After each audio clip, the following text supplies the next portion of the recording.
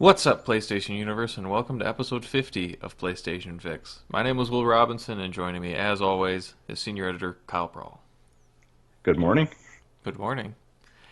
Well, when this comes out, it'll be a little afternoon, but yeah, we're recording this in the wee hours of the morning. Not really; it's like 9:30, but Behind the scenes. yeah. But yeah, episode 50, we're gonna transition back to our normal format after our giant Nintendo conversation out of the blue. I enjoyed Yeah. that one actually. It was kind of nice to just kind of break Yeah, off of it. sometimes you gotta digest an announcement like that. Like I said, I kind of left with a definitely a different impression of the console than when I went in, so Hmm. that's definitely got something out of that. Yeah, well, awesome. So hopefully you guys listening to it did as well. So, but yeah, like we said, we're gonna move back to our traditional format. It's been a while since we've done that, so I'll remind everybody that it's each of us picks a few handful of topics, and or the two of us pick a handful of topics. We don't let each other know what they are going into this, and we bring them up, and then we just kind of go after each one. Uh, so I guess since I'm still on the fence about a couple things that I'm looking at, I'll let you go first, Kyle. Hey, the honor. All right, cool, cool. So I was taking a look at some Dishonored 2 news last week, because this is a game where I really enjoyed the first, and just because of Final Fantasy and other things coming out around the holidays, I didn't get a chance to play the sequel yet, but I really want to. And I saw the news come out that it is getting custom difficulty settings this week, actually on Monday, tomorrow, I believe. Hmm. So. Here's some quotes I'm going to pull from good folks at IGN. Dishonored 2's custom difficulty settings and mission select options will release for free on January 23rd. These custom settings will add more than 20 different sliders that let you fiddle with everything from how quickly sleep darts take effect to how many active enemies are likely to attack you at once. Uh, Iron mode is also being added as a difficulty slider, which turns off manual save and load functionality and adds permadeath. Hmm. So essentially, in response to, I don't know, maybe some fan feedback, but also just as a way to give fans sort of their ultimate version of the game, you can tinker with 20 different effects to custom tailor the difficulty of Dishonored 2, which I thought was kind of a unique idea. I think some games go part of the way there with certain settings that you can turn on and off, but generally the difficulty settings of games are somewhat locked down. Like there is a normal mode, a hard mode, or maybe maybe not even that. Hmm. Um, I pose the question: what game? And it might take you a little bit to think. What game do you think could most benefit from this, and what would those settings appear as? What abilities would the developer put in your hands for tinkering with the game? If I may, I'll go ahead Hmm. and steal the easy one, which is Yeah. Final Yep. Fantasy 15. Oh, okay. Yep. Okay. It sounds like you've got a different take on it. No, But I was assuming you were gonna go down the route of The Witcher with all the mods and stuff that you've been putting on it. that's another great angle on it for sure. Well, thankfully we have the mods in that case, right? We can develop stuff for it. But with FF15, I think it just like this popped into my head so naturally, especially since we did that spoiler cast somewhat recently. And what would those difficulty settings look like for me? I kind of just think about the biggest problems I had with the combat and its difficulty, which was I come back to item cooldowns. I thought that the ability to spam items without any penalty made most fights in the game somewhat of a cakewalk. You could go in with a healthy supply of items and sort of just brute force your way through the fight without much strategy. So the first thing I would do is implement a item cooldown. And maybe this difficulty slider would let me select how much time you have to wait between items. Yeah, if I think about the amount of time it takes for a boss to bring you down to very low health, I would maybe say somewhere between 10 and 15 seconds. I'd want to play around with it a bit. Basically, I'd want to load into a hard boss fight, one where the guy does a lot of damage, and like let him kill me sort of, and sort Hmm. of time out how long it takes to go from like what's a good penalty? What's a penalty for a poor decision when it comes to an item usage? Okay. And beyond that, maybe well, there's some things I might also bump toward the, you might say, easier side, but I think it'd be interesting if you bump up the damage that your party members do a little bit, if only as an incentive that you have to carefully consider when to spend items on yourself versus them. Because spending a potion on Gladio or spending a potion on Ignis, like that's still gonna affect your cooldown timer. So the natural tendency would be to focus everything on Noctis. Hmm. But in that sense, I would want to make your party members feel more valuable. Either they are more they're smarter when it comes to healing you, smarter playing defense, or just they do as much damage as you do in general. I think that would be an important way to balance that. Yeah, I guess. So I'm looking at this in two different ways. So the Dishonored to the initial story that this is pulling from, where there weren't complaints about the difficulty of the game as a whole before this, were there? No, not really. In fact, it was pretty widely regarded for like really good level design and really tough difficulty. Okay, So so this is it's more more just about this a is a hardcore. supplementary thing for people to make it a different kind of different challenge if they want it to be, but it's not as a fix, No, it's a hardcore. which is how I would see kind of taking Final Fantasy as an example, is that this would be a fix. Yeah, at least in The my mind, it could be Yeah, used as a fix. so that's kind of where I'm viewing it from, where it's just like that falls into two different types of categories then for me for that, where For it's like sure. this would be good for certain games like, well, like Dishonored 2, like you're saying, or like we mentioned The Witcher or different things like that, where there is no complaint of how the game is Mm. on its own, and then this is a way to keep it more interesting and to keep it engaging down the road for people. Yeah, definitely. Where Final Fantasy, this is just kind of more. If they were to do it, I would call it out more as them trying to cover themselves for not doing it right the first time. But with Yeah, that, admitting. yeah, with say after saying that though, if we're sticking on Final Fantasy 15, I would. I don't know if well, you could do an item cooldown like you talked about and we had mentioned before in our other cast, but I think I'd like to have a game where or I'd like to have a Final Fantasy game like that where you make the interaction or you make the physicality of it more realistic. Where if a creature or a monster would hit you, it would basically be almost an insta kill, and then you can still use items and stuff to where your teammates can get you up or whatever.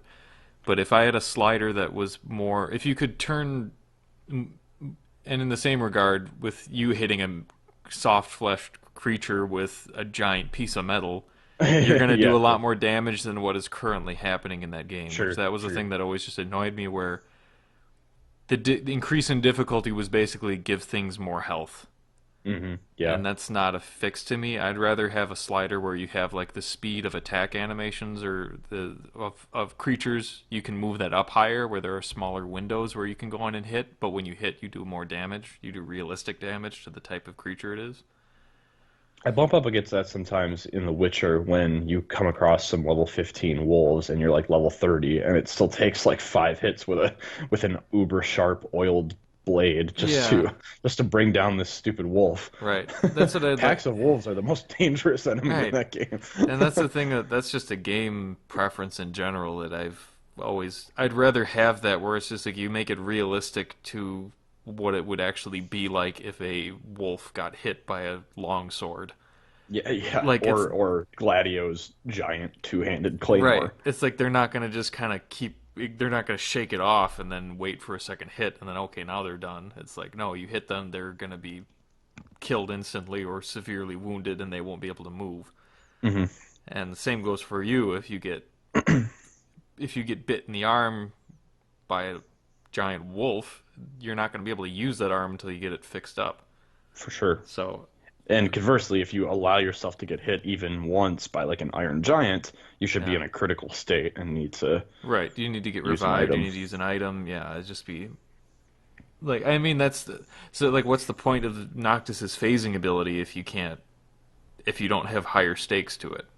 Yeah, That's if you kind of don't need to dodge anything to, right. you And know, it's not like it's even hard to dodge. All you have to do is hold down circle and he'll Yeah. just auto dodge for the most part. There's some attacks that he won't, but I think Bloodborne and the Dark Souls series, Bloodborne especially, because that's the one that I played, do a somewhat decent job of that, where there are certain enemies that one or two hits from you, they'll just go down like other humanoids. hmm But with bosses, I mean, a boss like a giant woven demon will take you down with just a couple hits, which is, that's part of the yeah, core design of that game as well. But I actually was kind of thinking about Bloodborne for a small twist I might make is that, and I'm not sure that I would do this on a. What's funny, you mentioned the two categories where there's the fix implementation and then there's the supplement implementation, and I hmm think with a fix, you can just go ahead and implement those right away because it's meant to make the game actually better. But with supplementations, I think me personally, I would like with Dishonored 2, I would probably just pick normal first because I want to hmm know what that intended experience was for better or worse. yeah, Especially if there haven't been many complaints about it. So with Bloodborne, it'd be the same way. I'm glad that I played Bloodborne a certain way, but then going back into it to just give it new life, I might implement something like not permadeath, but like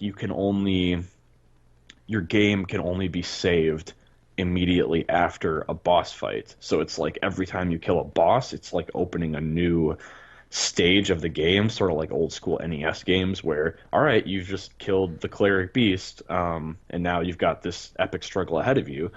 But anything that happens between now and the next triumphant boss fight is going to be lost to you if you die. hmm And that's a super hardcore way of playing, but some people play Dark Souls with permadeath, so yeah.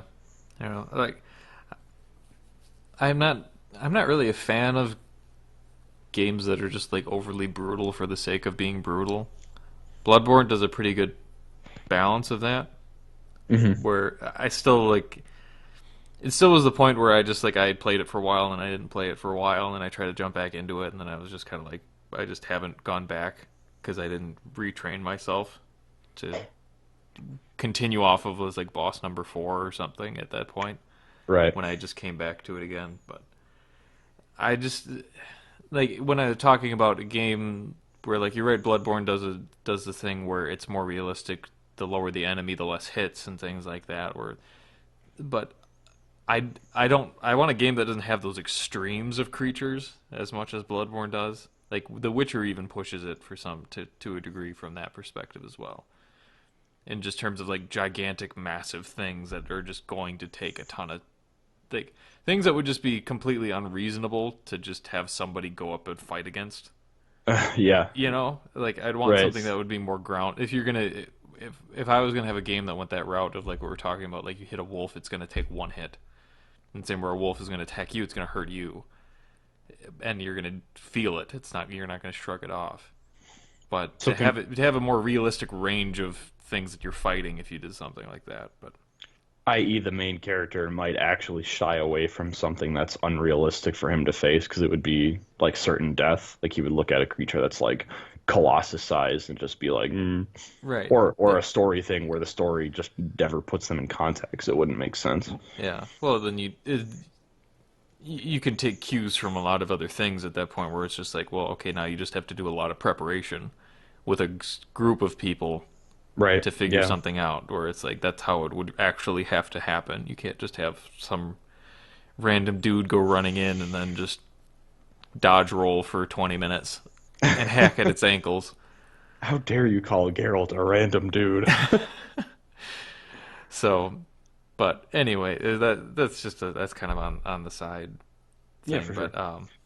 but yeah, it's in one regard, it'd be interesting to see a game start with the ability where you could basically like a character creation, where you could set the difficulty, but that's something that you wouldn't know the sweet spots for until you actually played the game Yeah, that's a normally. good point for sure. That might be a tough thing, or like maybe this might break immersion a little bit, but maybe there's like an opening chapter that introduces you to the mechanics, and then at the end it asks you, okay, now that you've had a chance to like sort hmm of vibe out how this works, how do Yeah, you if you had think? different scenarios and tutorial settings or something, where it's just like I'm picturing like the kind of the white Animus rooms in the Assassin's Creed, where you're Oh, standing sure. there and then like they have you go through different scenarios in this empty room with like people. Where there's like a lore reason for testing things out, like Yeah. a digital construction. Yeah, so you have something like that where you can just be testing scenarios and see where you're if that's something you wanted to do going in, but I've always liked the games where, I mean, and often this tends to be a Call of Duty game where it'll have you play the opening chapter and then based on your performance recommend a difficulty for you.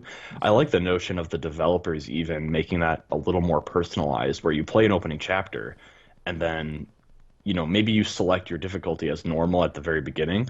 And then after an hour of play, a message will come up that's kind of personally written. It's like, hey, we noticed that you're very good at this. So for the optimum experience, you might consider adjusting some of these. And then there's like 5 slider type settings that the game thinks you might appreciate the ability to change. sure. Yeah, that could be a good way to fix it.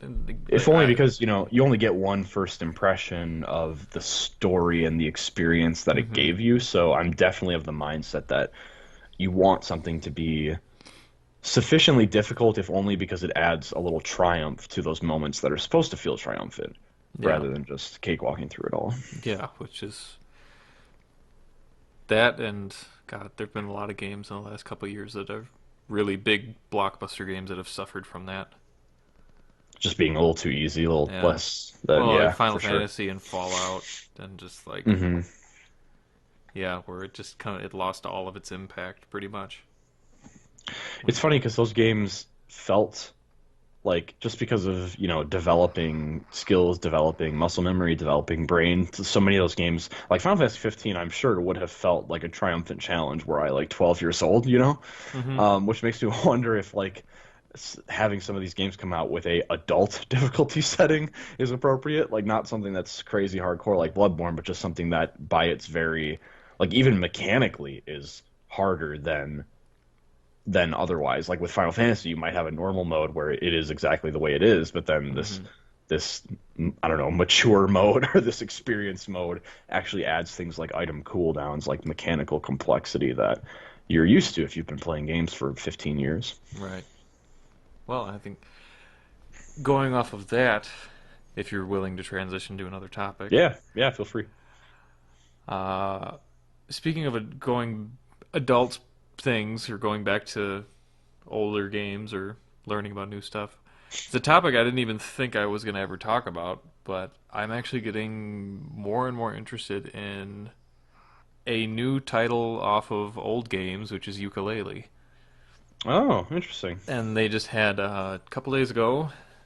They just had a trailer for announcing that they're going to have eight different mini games that can be done cooperatively on the same couch. So they're going to have couch co-op for like the first time in a major game, and like I don't even know. Yeah, no kidding. So, but it Well, that's wasn't. really cool because it fits with the Banjo-Kazooie legacy, actually. If I Yeah. recall, there were some two-player games in the sequel, Banjo-Tooie, that you could play with Hmm. multiple N64 controllers, so that's cool to hear. Yeah. So they're going to be, and then they were all pretty rudimentary, just kind of point getting games. Like I mean, to me, a lot of them they seemed like a Crash Bash almost type of different mini games or like Mario Party mini games is kind of what hmm they looked like. So I'm not sure how long or how much of a reason it's going to be for you to get a new game if it's got couch co-op and the couch co-op doesn't look like it's not definitely not a core part of the game, but it's just a great thing to see that it's still being the whole point of this game is basically to bring back what people loved about the original 3D platformers, and hmm I'm really happy to see that it's going whole the whole 10 yards on this. Yeah, I mean, it's like the game already felt like a staunch supporter of that pure 3D platformer where it's a collectathon. There's real Hmm. charm and wit and something that appeals to kids and adults alike, like a fully featured project. It already was this like staunch champion of that aesthetic in the modern age, but even hearing that it has the multiplayer modes, that immediately just made me think of Banjo-Tooie, and I'm like, this is Hmm. so you're right that they're, if not the most mechanically complex, it's really about the feeling. It's like knowing that they're there kind of makes the whole project feel that much more well intentioned. Like Hmm. I can't wait to play it only because I know the people behind it are from that world, Yep. and B, it's everything I've seen on it just screams like that's what we want to do. That pure 3D platformer, no stone unturned, and some simple cooperative modes are kind of part of that. Yeah, and it's. I was always skeptical when I first saw when I first saw anything on this game where it was just the character models and stuff. I just kind of thought like, okay, they look kind of nice. They seem okay, but there's not. I didn't feel like there was a ton of character to them. But then when you see them actually in the world and you see the environment that they're in and everything that's around it, and the fact that you don't get you're not told what to do really, Mm. and that's something that I really liked. Where it's like it's going back to. I mean, it's going back to like the Super Mario and the Banjo Kazooie and Crash and like all Yeah, those you just games. get dropped in and you have to explore. Yeah, you just have to go around, and you can't explore a lot of areas until you like. That was one thing that I really liked on this is that you have to buy moves as you move Hmm. on, which is like another great thing from a lot of those older games where it's just like the world is really big, but you can't go any farther until you figure out what you need to do to get there, and they're not really gonna. They're not. They might kind of guide you or try to make it a little obvious in certain parts, but they're not going to tell you what you have to do. They just want you to explore it and just take the time to. And I mean, just also having all the collectibles and stuff. I miss that in a lot of games now. Yeah, I think it's going to feel incredibly refreshing. It's coming out early summer, is that right? Let me see. In April. Oh, great. So Yeah, yeah, this is totally going to be a game where you just sit down for a couple of weeks and like that's just all you play and it's going to feel like an incredible breath of fresh air, I yeah, think. yeah. April 11th for $40 only. So Oh, that's also awesome. yeah, and it's Yeah, the big it, thing that I mean, I want to see, and you know, I could probably glean a sense of this from recent gameplay videos, but when it first made its debut a couple years ago, I thought that the character movement and platforming style seemed very loose to me. mhm. And that's totally visual. Like I never played it, I don't have that hands-on time, but like the running animation, the jumping animation, that seemed like more of a Little Big Planet, like super loose, like you don't feel rooted to the ground. And one thing I Hmm. remember loving about Banjo-Kazooie is how heavy Banjo felt in the sense that like gravity very quickly pulled him back down to earth. His each of his footsteps felt kind of like plodding, sort of heavy. Hmm. So it just had a very earthy feel, a very grounded feel, and I think that aided the platforming. So I don't know. Maybe they'll choose that direction, or maybe they'll go in a different way. I just hope that it feels like something I would Hmm. enjoy playing for 30 hours instead of like, ugh, this is a chore. Yeah, it doesn't look floaty or anything like that to me. I mean, Mm, it looks like it's pretty well polished. Like it, I definitely wasn't that interested in this. I just assumed it was going to fail when I first heard about it because I didn't really know everything just from the initial screenshots and all or just images from it when it first got announced and also just being a Kickstarter thing and not knowing who was behind it or anything like that at the time. It was just kind of like I don't know how this is going to go. Is this just people that just want to try to get interest back in it? But it looks like they're it looks like a great evolution from what those games were back then, and just it's been long enough where it's going to be a really nice, like you said, it's going to be really refreshing to go back into that type of world, and it looks like the teams behind it have just absolutely nailed it so far from what hmm I've been able to see. So, and I mean like all the classic moves and stuff again, where it's just like the rolling, double jump, ground pound, spin kick things, and like The classics, yeah. and each of the characters has their own unique abilities, and then they're actually well thought out from what I've seen. Like I don't know which one is which. Yuka is the chameleon. If the naming convention is the same as Banjo-Kazooie, that would follow, but Yeah. I'm not sure. But yeah, there are different flowers slash fruit things that that she can eat, and get different powers that are applicable in certain environments or different objectives that you're trying to do. And there's time trial things where you have to like ground pound on certain blocks in an amount of time without setting something else off and screwing it up. And like it's just all the classic hallmarks are there, and they don't feel like they're being neglected or being Yeah. overused, at least at this point. So And really all that's left to know, or all that's left to hope for, is that there are little, like, I also have fond memories of very small things about Banjo-Kazooie that made it feel that were that game's identity for me. Like, you would explore and there were these forests and these snowy peaks and everything, and then you'd randomly stumble across like Gruntilda's casino in a cave, like something that's just totally like I won't say it's out of lore because that's kind of a modern term, but something that's just beyond the pale, yeah, and reminds you that the whole thing is kind of a cartoon movie in a way. yeah, and I'm really looking forward to that kind of just really quirky, weird stuff that you're not expecting to just get thrown at you and be like, Absolutely. that's what. So it's going to be so refreshing is that it's going back to just being more of the spirit of a game than actually being like a really serious. Like, I love really serious stories and like really well told stories, but sometimes you just need a break from that and just have a game that Yeah. just enjoys itself, basically. Yeah, dude, I'm with you. That can really rekindle joy Yeah, for this activity that we play. and to see how many people will get into 3D platformers again. Yeah, no This doubt. could, I mean, that's weird to think. It's Too, crazy that, to think, yeah, right? this could be the first 3D platformer That for is, a lot oh of God, people out that's there. unreal. Yeah. That is so weird. But you're totally right. I mean, I think, like, is there a better? Gosh, I'm, assuming I had kids to play this with, is there a better game to like introduce them to like the full console experience? Because it's got that accessibility, and it's colorful and charming and appealing in that way, but it's also not shying away from perhaps the difficulty and perhaps the complexity of games that we played on like N64 and PlayStation back in the day. So really just like here is what a full-fledged console game can give you that a phone game can't, that a tablet game can't. And it's got a lot of humor that adults are going to appreciate too, because like there's a character in there that you buy your powers from, and it's a giant snake with a safari hat, and he's kind of looped between two pant legs of like safari shorts, and he's a snake, and his name is Trouser. So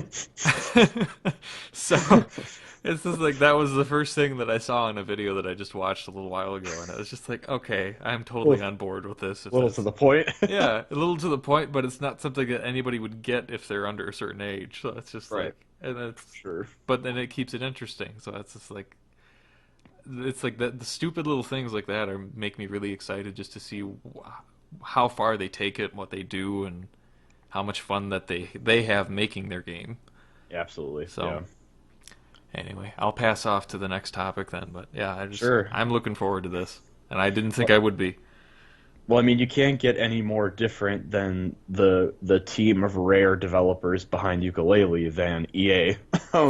So I wanted to talk a bit, and I don't know that we're going to have a ton to say on this announcement in particular, but it came out last week that Electronic Arts is skipping. Well, it's not really skipping E3, but in a sense, it's skipping E3 in that it's bringing back EA Play, which was an event at last year's E3 in lieu of a E3 press conference. So EA Play will take place in Hollywood from June 10th to June 12th. I was going to And Hollywood now. yeah, Wait, yeah, this is totally actually. separate thing? Oh, I didn't even read this. I just saw the headline and I assumed it was the same. Yeah, so they are moving, geographically. For folks who don't know, E3 takes Jeez. place in downtown LA, which is a solid, kind of guessing here, but maybe 6 to 9 miles from Hollywood. Which Quite a is lengthy like an hour drive. Yeah, Like it's a honestly, lengthy it's like drive. it's at least 40 minutes. Yeah, nobody's walking between EA Play and E3. Yeah. So yeah, EA Play will take place June 10th through the 12th in Hollywood, and because of how those dates line up, that would be Sunday the 10th through, or excuse me, no, it'd be Saturday the 10th through Monday the 12th, and then E3 would kick in from the 13th through the 15th, Tuesday, Wednesday, Thursday. So, yeah, I Wow. mean, you and I have some perspective here because we have been to E3 the last few years now, and last year in particular, we saw what EA was doing, where they kept their games, which was FIFA 17, Titanfall 2, Battlefield 1. They kept those away from the E3 show floor with the intention of just standing out a little more. Yeah. I think they're starting to feel boxed in by other publishers on the show floor. They're not getting the publicity and the impressions that they want, and who knows, the space might even be cheaper, as amazing as that would be, Yeah. because they're not having to pay for that valuable real estate on the show floor, Hmm. which, as we know, got filled up. Like Yeah, there no, was it just a was like they massive. weren't even like you wouldn't have missed them. I mean, from a Exactly. space perspective, yeah, or you Yeah, didn't miss them. right, people adopted that. So, when I think about EA though, recently, I think that in some ways the company, at least for me, I'm curious if you feel the same way, Hmm. has less mind share with gamers than it did even 2 3 years ago. And I look toward Hmm. the rather dismal sales performance of Mirror's Edge Catalyst, the rather dismal sales performance of Titanfall 2, which many people loved. Well, the people who played it loved. I can't say many because it sold so poorly. Hmm. But it's just it seems in a sense that EA doesn't dominate the conversation or feature as heavily in the conversation as they did a few years ago. I think there's Mm. just so many more games out in the marketplace these days. Indie titles are getting way more attention than they used to. Yeah, And their biggest game from 2 years ago at E3 wasn't even their game. They just happened to buy or they just happened to help the studio, which was the, Unravel. yeah, the right with Yarny for sure, Yeah, and that got more attention than any of their major titles. So that's hmm. not to say that, I mean, there will always be an audience for FIFA and Madden, but I do think it means something that EA's name is not enough to sell copies of Mirror's Edge Catalyst or Titanfall 2 anymore. So Hmm. my question around this event is that, do you think that this does, and it's just a 3 day period in LA. Maybe it doesn't mean a whole lot in the industry, but do you think it leaves EA better off or worse off to be breaking out on their own and separating from the conversation? My sense, if I could proffer my answer first, is that it does more harm than good, especially Hmm. being out in Hollywood, where at least in LA or downtown LA next to the show floor, it featured very prominently. Like, you could look up the street and see this massive EA logo, and you could Hmm. see all the hustle and bustle around there. I think that being out in Hollywood is going to dramatically lower attendance, and Yeah. especially since it's not running during the week itself. I mean, no one wants to come to. Yeah, we're Certainly not. not We were us like, journalists who have yeah, to like pay for every us. night Yeah, that we're we're not there. gonna pay for another like 2 nights or whatever just to get there and then drive out for an hour to go see a couple of games. Like, we're Exactly. not gonna cover it from what I hear right now. I mean, Yeah. we might have an opportunity to if it's on Monday or something, but it's just like, yeah, I'm like, I get them wanting to establish themselves, but they're not thinking out. It doesn't sound like they're thinking outside of that viewpoint It to see sounds a how it's little impacting everybody conceited. else. Yeah, Yeah, it just sounds a little like it reeks of, oh, we're gonna go out to Hollywood and it'll be fine. Like, everyone will pay attention to us without thinking about the geographics of the thing. And they are streaming the event over the weekend, but I'm right. also like, I don't know, like, it'll get viewers, don't get me wrong, but I there's a certain mindset, at least from what I recall from E3, before I would go and when I was watching it from home, I very consciously was aware that the press conferences are like the start of the show to me, and I Mm. know that those don't air until Monday, so I'm not going to be glued to my computer for a 3 day EA event. It's like, Right. how much can you show me? And I'm only, even during the show, when I have E3 hype, I'm still only like cursorily interested in what EA is showing. So Hmm. there's no incentive for a guy like me to watch that stream, at least. Are they doing another show in the UK like they did last year? Like on the same day? Hmm. Our PSU article doesn't make mention of that, so I'm not sure. Because I'll give that that a was just quick another search. odd thing to me, where it's like they had two events at two different locations in the world at the same time, where everything takes place out in California for E3. Yeah, So it's exactly. just a weird. Yeah, I mean their biggest thing that's going to be coming up is going to be Mass Effect. It looks like it's only the Or no, Mass Hollywood Effect's Palladium. coming out before E3 anyway. So yeah, Right, it's they won't like even have they Mass don't Effect to have. show unless So, it's DLC so or something. what the hell are they gonna have? Well, Like, yeah, I mean, I mean that's kind of it's what I'm thinking FIFA, it's about. Yeah, Madden. I mean, yeah. there's This maybe Star FIFA. Wars Nobody. Yeah, Battlefront. and that's like from an industry perspective. Nobody cares about the sports games really in terms of coverage because it's basically just minor reiterations. Like they still sell like crazy, and people Yeah, it's know just those not. franchises, so nobody really. You don't have to say much on them. The E3 press conference is their chance to sell something to an enraptured gaming public. Like you've captured whatever 10,000, 20,000 viewers, and then you've got a few days worth of news headlines that are guaranteed. It's your chance to make something like Titanfall 2 leave a really hype-worthy impression, or Yeah. Battlefront 2 to leave a really hype-worthy impression. And this might be a show where they debut one of those Star Wars games Oh, that's that's right. kind of hiding Because in the yeah, wings, but Amy Hennig is working on one, right. right? Yeah, so that's probably that would make sense. Even then, it's I feel like it's a little premature. I think a an Amy Hennig Star Wars game that gets revealed on Monday as part of the press conference cycle, oddly enough, leaves more of a lasting impression than a reveal on like the Saturday prior, Yeah. only because more people collectively are paying attention and are in the mood for like hype me up, game industry. Come on, give me the good word. Yeah. Um, That's my take, at least. I don't know. It Yeah. seems, in the grand scheme, I don't know that it means a whole lot because these games will eventually get their trailers, they'll get their pre-release marketing pushes, Yeah. so we'll get there either way. But I do think there's a missed opportunity, albeit a small missed opportunity, Hmm. with not, and unfortunately, people I'm sure would love to make their own impressions, but ironically, I think being among the mix at E3 and standing tall alongside your competitors actually helps you make that impression more so than a separate event. Yeah, they're making it just as a from a business communicative perspective type of thing is that they're making all of their events or they're making all the stuff that they're doing easier for them instead of easier for the people that they want to talk about them. Mm. Like moving it to outside the convention center last year where it was just a few blocks away. It was like that's not that big of a deal. It's still close by. It was still easy to get into. It was set up pretty well. And that really wasn't a big deal at all. It was actually kind of nice having a just a separate space to go into to focus on that, but that might have been on the Monday before. It was either Sunday or Monday before the show kicked off for E3. Hmm. So that wasn't that big of a deal, but if you're moving it realistically, like anywhere from a half hour to an hour drive away, depending on the day and traffic, there's I'm honestly like I have almost no interest in doing that now, especially if there's not really going to be anything from what I can tell at this point that we're not going to be able to get from their presentation.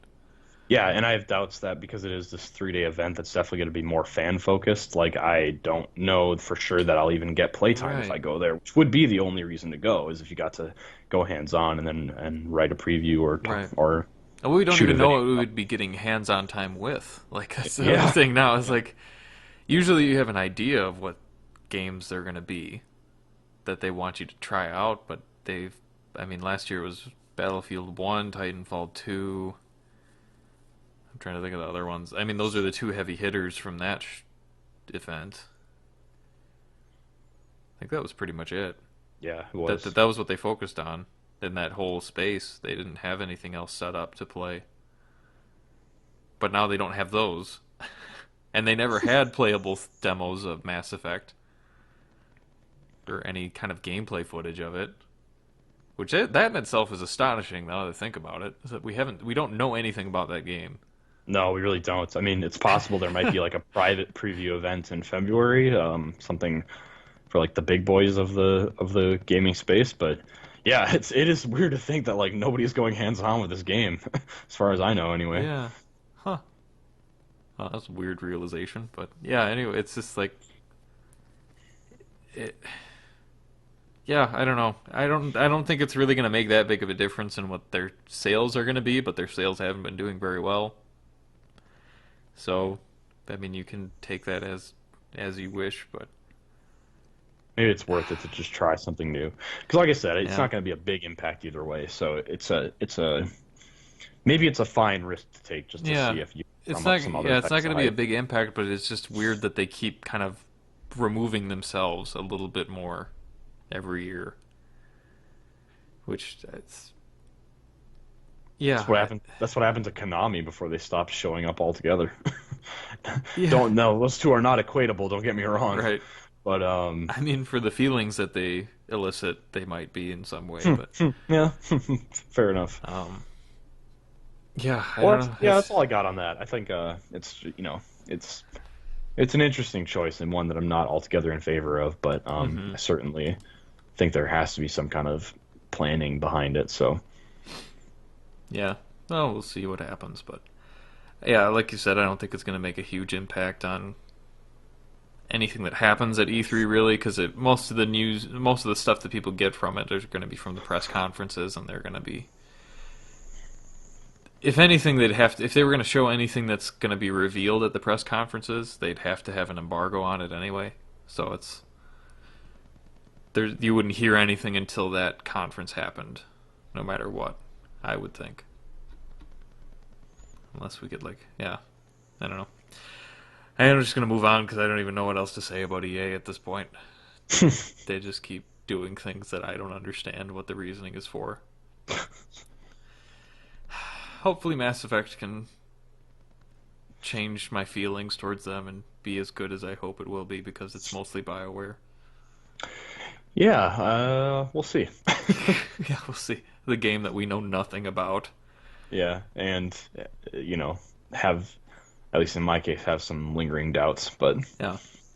Well, a game that we did get to see a little bit more of, which we've talked about this before, and I'm still really excited about this. I'm even more excited about it because I actually had to rewatch the trailer a couple times because I got lost in the music when it first kicked off.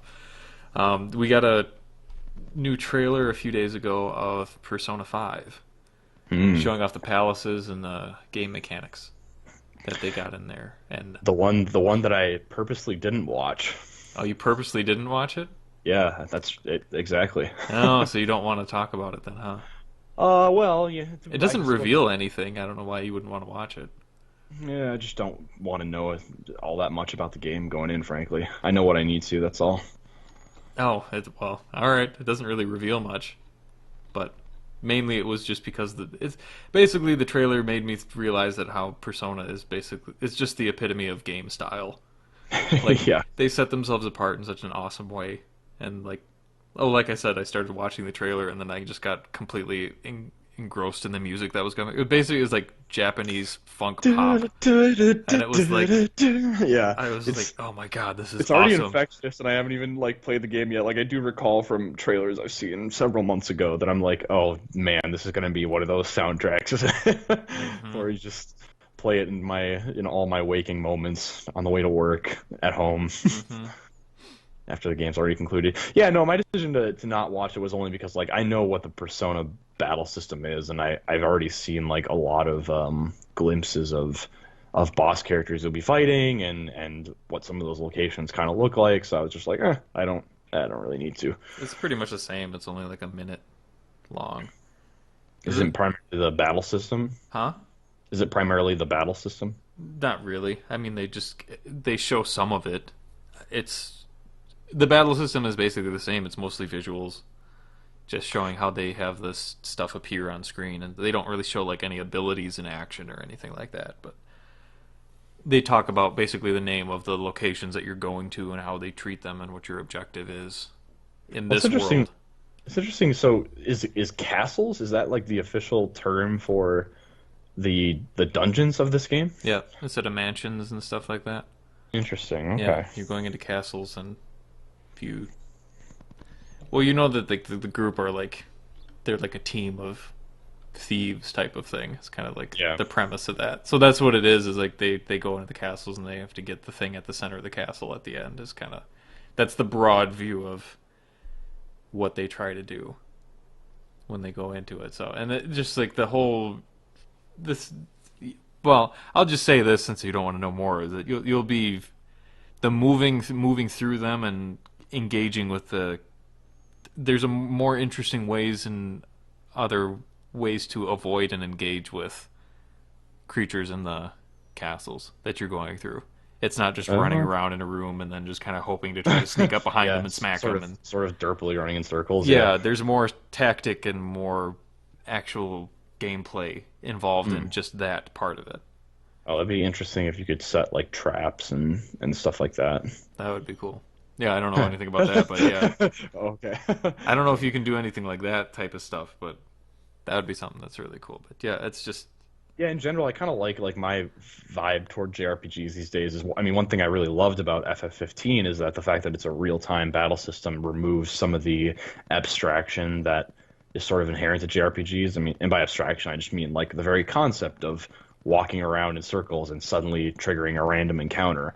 And Persona 4 wasn't necessarily like that, but it did have that kind of layer of like running in a circle trying to get behind an enemy so that you start the battle with a 5% buff or whatever. So I like the idea of keeping what makes JRPGs really special, which is the characters, the melodrama, and the turn-based battle system, but then above the fold, kind of making it more, I don't know if realistic is the right word, but more engaging, like a little less gamey, yeah. a little more interactive, I suppose. It's more well, the whole game is basically persistent third-person action until you get to the battle system, which is more of a traditional, from what I can tell from other trailers I've seen. Using the Catherine engine, which is super, super special. Oh yeah, gosh, Of course, a that highly refined version of the engine, but that's never. like that's a game I always wish that there was a sequel of, but I have no idea how you would make a successful sequel to Catherine. Yeah, but you're right though. I would love another game that like asks you just kind of that just has this creepy atmosphere and asks you sort of invasive questions about your personal attitudes towards certain things, Yeah, relationship aspects and whatever.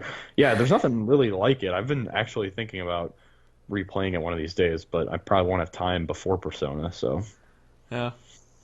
So, well, thanks for killing my topic.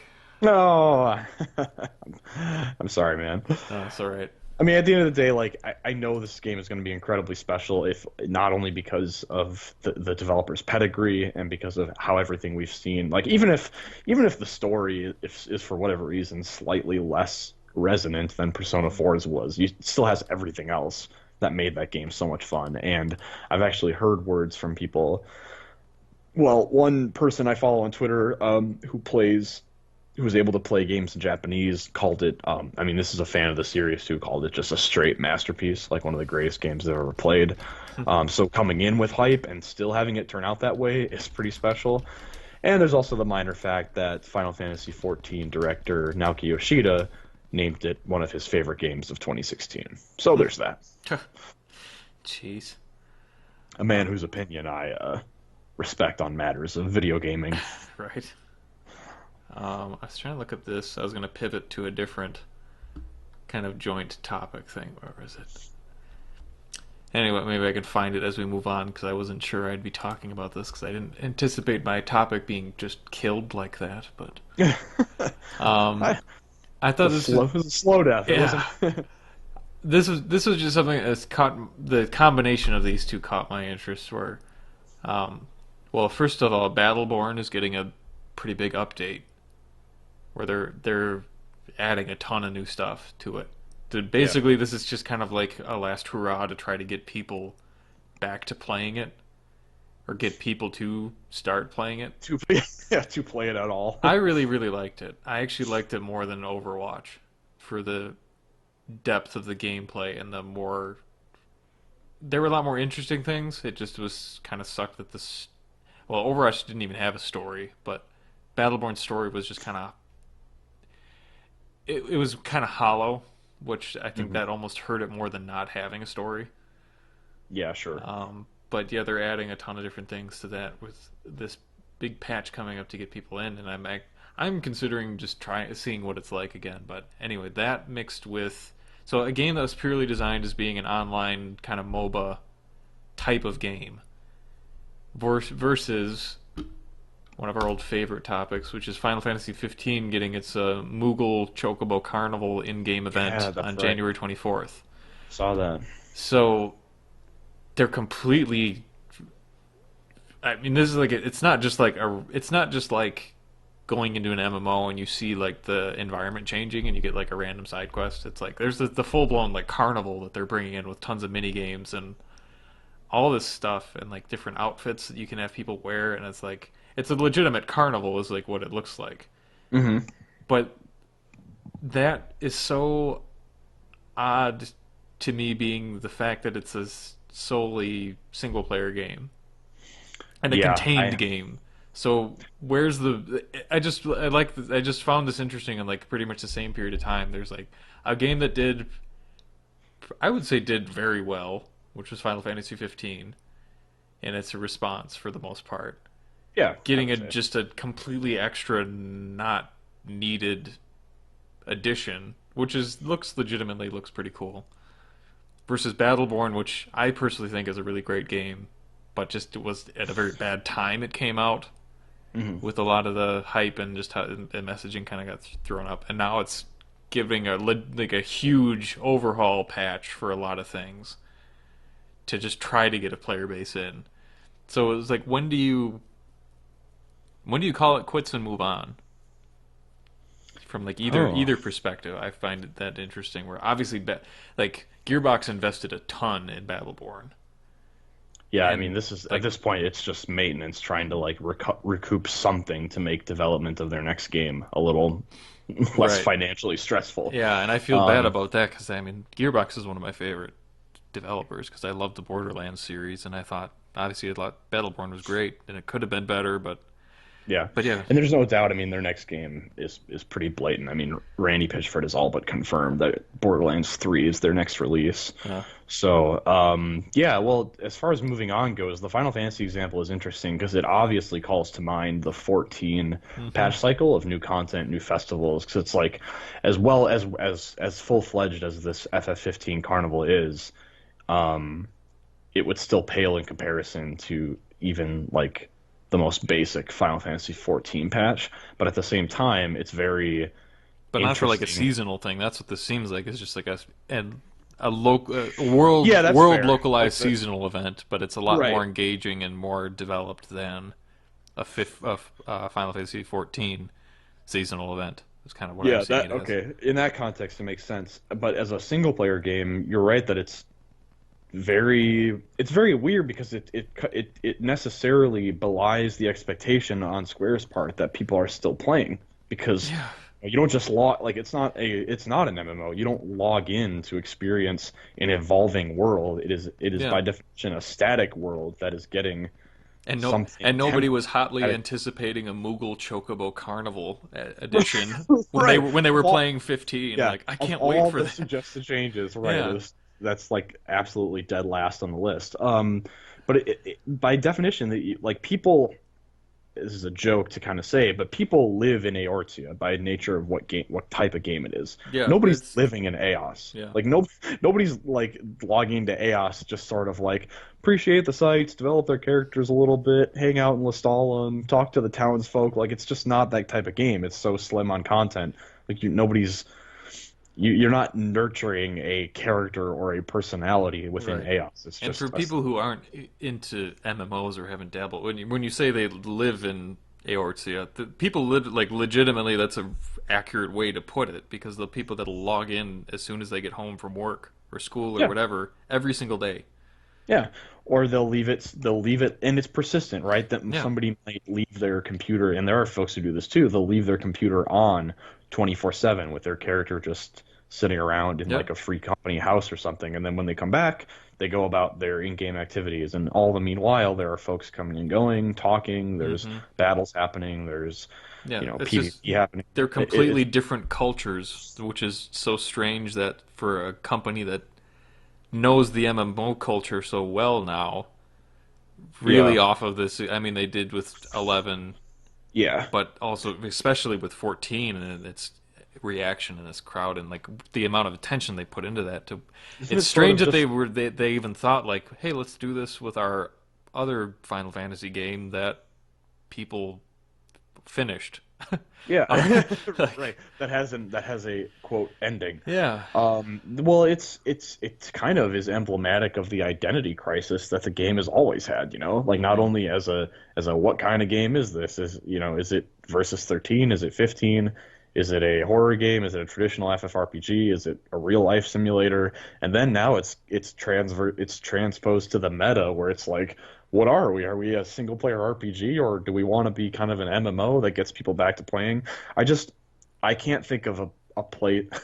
I can't think of more wasted development resources right. than this. I mean, if the game was completely satisfactory, was already like a 9.5 out of 10, and this was just completely ancillary content on top of that, like that's fine. But this game has I still would take so issue many with it more because they places. should just they need to just finish Kingdom Hearts. Like seriously, like Yeah, don't pay attention to this anymore. It's like you released your yeah, game, you have other games, move on. yeah. That's fair too. I mean, I wasn't necessarily on board with them writing more story to begin with, but yeah, that's where I'm at with here. So when is it time to move on?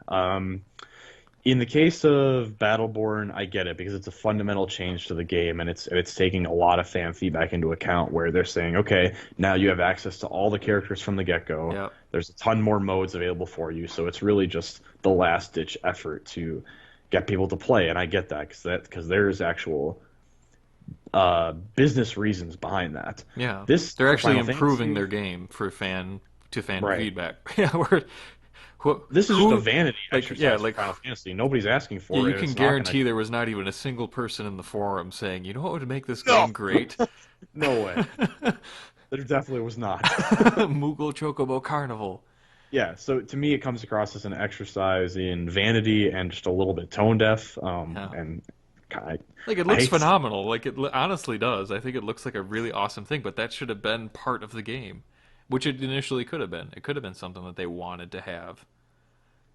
And But like so much else, yeah, got set a release date, and but now yeah, here we it's are. so maybe it was one of those things where like clearly a lot of effort's been put into this. So it's like they must have had like 80% of it done by the time the game was released or something. So, and they Yeah, didn't and they just didn't want to throw it away. I could see that being the case. But yeah. I mean, I guess it's it's just still to just an me, awkward delivery. right. I guess the final determiner on whether something is worth it or not is if it. I mean, it doesn't necessarily have to serve a gamer purpose. If I can see that there's a business purpose behind it, I'm like, okay, fine, because you guys are a company, you've made a choice.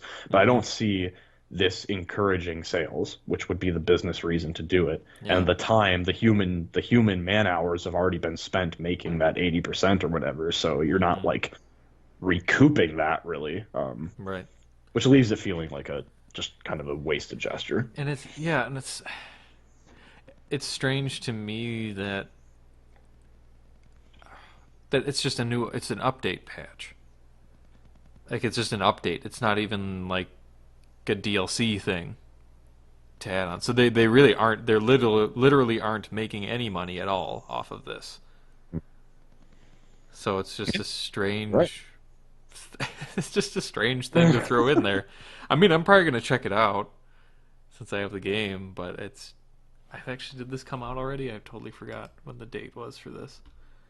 Oh, the 24th, that's right. So in a couple days.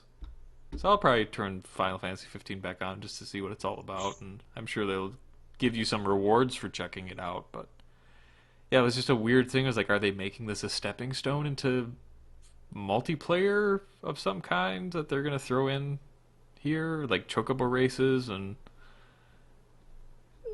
I don't see the reason at all in any respect to why this came out, whether business or from the game from within the game itself. It's just such a bizarre Yeah, piece of I got content. nothing. So so yeah, I guess I think we came to the conclusions that I pretty much had when I was bringing this up is that for Battleborn it makes sense. They're trying to do damage control. They're trying to make the game that fans wanted and be a more of a competitor to Overwatch, which it's at this point it's still a losing. I mean, it's just a losing battle for that no matter what. Just kind of an unfortunate time that they had it released at. Yeah, it's just how much goodwill can we recover, I guess, or how much brand Yeah, interest can we recover going into Borderlands. because it's still a great game. It's really solid. It's got a lot of depth to it, and it's really I think it's really fun. But yeah, I just Shitload got of heroes now too, like yeah. upwards of 30, I think. 30, Mm-hmm. 31, something like that. Yeah. Well, they started it with more than Overwatch had from the get go. Hmm. So it's like they had a lot of there was a lot of stuff. There was a lot of character to it. It just whatever Blizzard does, they do. But I don't even know. We talked about Blizzard's special sauce weeks and months ago. Yeah. But yeah, just unfortunate timing for them. I feel, and I was really sad about that because, like I said, I like Gearbox a lot. But yeah, with this Final Fantasy 15 thing, it just absolutely just amazes me. So Like, I don't get it. They just need to move on. They need to cancel their like 2 year patch plan for this game and just stop and move on to the next one. yeah, if you could put that production team on entirely on Kingdom Hearts rather than fixing the story, that's, I mean, you can't fix it. Hmm. No one's gonna forget what the story was, what the gameplay was when it came out.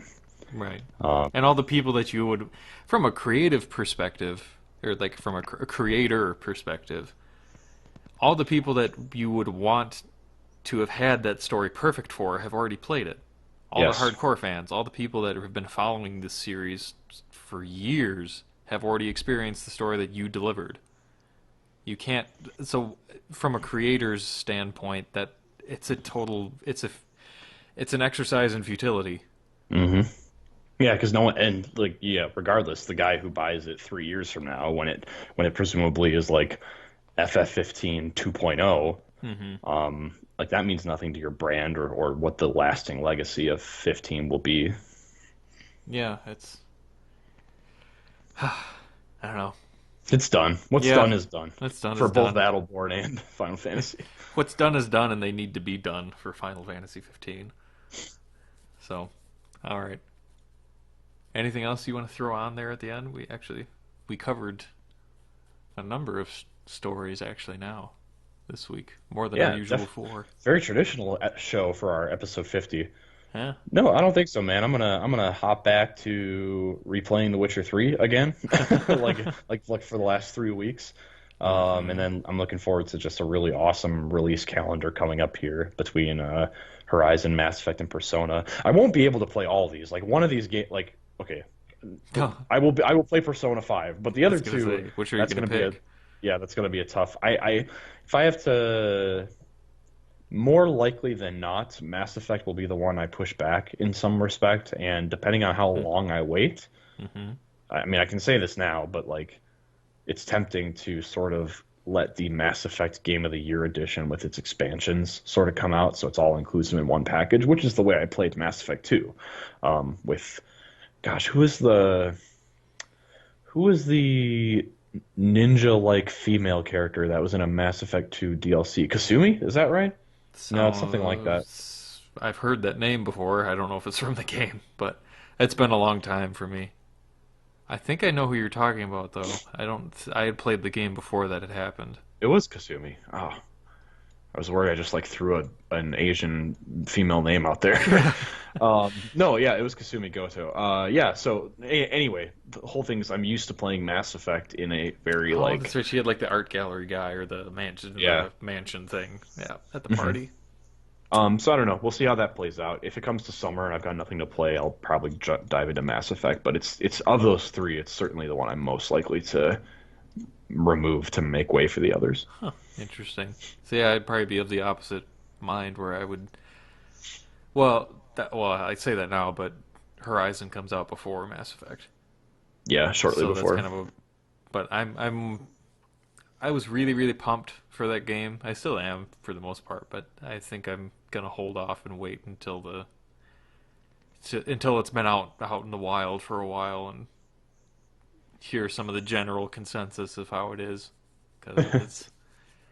Let the critical voice set your expectations. Yeah, well, there's a lot of things on there that I'm just not super sure. Like, I don't normally nowadays. I don't like to read opinions too much of other people. I'll just kind of get like a general feeling of kind of what the chatter is, because Hmm. I don't want anything to be revealed to me before I start playing games now for the most part. Sure. So we'll see, but I'll probably end up diving into that first because there's a lot of things in that game that I have no concerns about at all. But Well, uh, there's only one review you need to read. no, that's true. And My you, review. yeah. Oh, you're gonna be reviewing it? Yeah, that's part of the reason why I just, No, well, you have to play it. Yeah, Yeah. you don't have a So choice. by necessity, one of these things is not like the other. That's Mass Effect. Hmm. Yeah. Well, when Kyle does get his review of Horizon Zero Dawn out there for you, you can find it on PSU.com, where you can find all of your PlayStation news, reviews, and features of all PlayStation content everywhere in the universe. Uh, That segue. hmm Expert transition. Yeah, and you can also follow PSU on Facebook and Twitter. Facebook, just search PlayStation Universe. Twitter is PSUDOTCOM, so PSU.com. You can find PlayStation Fix and a lot of other all of our different trailers and videos and stuff on PS YouTube.